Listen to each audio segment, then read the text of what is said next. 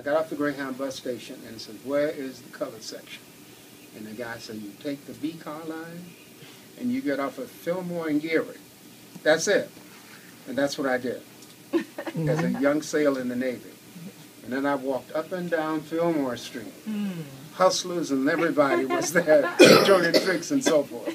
Hey, sailor boy, you want to have a little fun and all that? That was my first introduction to San Francisco. And I had no clue that after the war I would return. So I happened to be fortunate enough to come on the scene in San Francisco in 1945 as a student of Ansel Adams, as I say with pride. I was the first black student of Ansel Adams. So I identified myself racially, which I think was an advantage. And I probably was the only Negro who applied to go to the school at that time. So, he looked at it and said, well, we'll have at least one Negro in the class. I said, okay, I'll be it. I'll be it. That's how. And my feelings that Ansel Adams was a man. He didn't call himself a Christian, but he believed in doing the right thing. And that he would treat people with respect and dignity. This was his opportunity and my opportunity. So there was something in it for both of us. It was a win-win.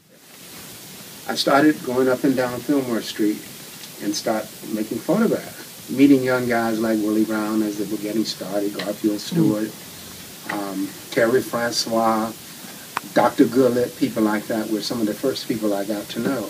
By that time in my career, I'm sold on photographing black people with dignity and respect.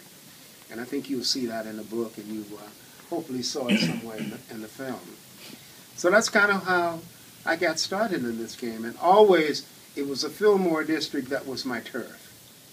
Bank of America was doing a refitting of their storefront, painting it or something, and there were scaffolds there.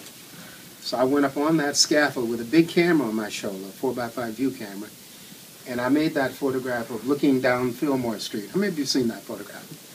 It's in the book. Now, little did I know I was making a historical photograph. It's where Japantown and Blacktown sort of came together. Yeah. And, it says a lot about the communities.